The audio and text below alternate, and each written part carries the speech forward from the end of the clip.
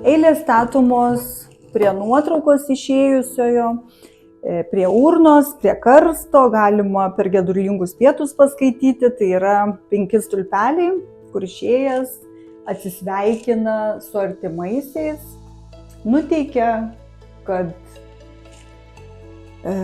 mane rasite gamtoje, aš išeinu pačiu laiku, skrendu, kur man šilta ir gera, į Dievo namus. Tai žinoma yra skaudu ir žmonės pasimetę būna, bet jau iš patirties žinau, kad toks gražus momentas, kur atsisveikina išėjęs su artimaisiais, palieka atmintyje gražų prisiminimą.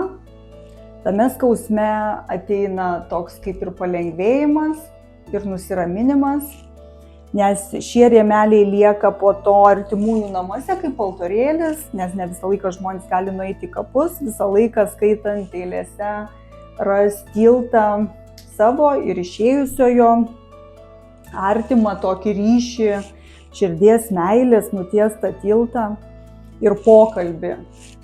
Nes jūs tikriausiai žinote, kad mūsų žodžiai turi labai didelę galią, todėl šitos eilės yra raminančios ir atsisveikinančios.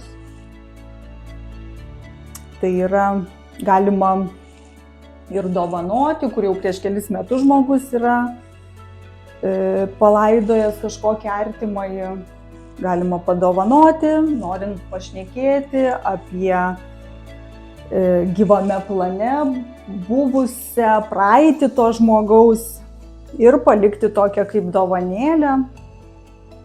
Dovanoja labai įvairiais atvejais, dovanoja ir mamos dienos proga, ir tėčio artimieji, nes yra kas palaidoja ir vaikus, aišku, neduok Dieve, bet yra visokių istorijų, kartais net aš pati, kas perka iš manęs, aš nustembu, bet labai žmonės randa žmonių tą skylę, tą skausmą ir bando šitom dovanom užpildyti, nes parodo didelį rūpinimąsi gedinčiai žmonėmis. Aš tam ir sukūriau, kad gedintis neliktų vieni.